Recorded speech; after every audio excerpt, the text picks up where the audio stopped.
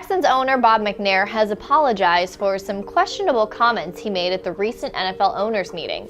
According to ESPN, McNair told NFL owners and executives when it comes to player protests, they need to avoid having, quote, the inmates running the prison.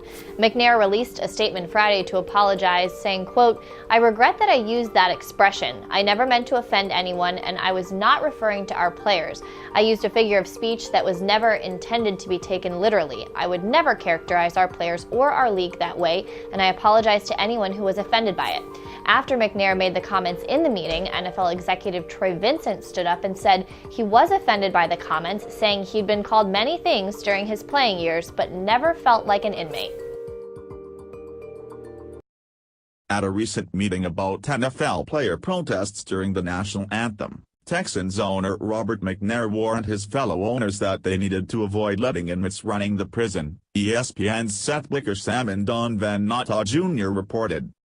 We can't have the inmates running the prison, McNair reportedly said at a meeting last week, referring to protesters. While McNair did issue an apology Friday for his choice of words, many Houston Texans players were reportedly upset and considered skipping Friday's practice. Several NFL players also did not take kindly to McNair's use of the expression.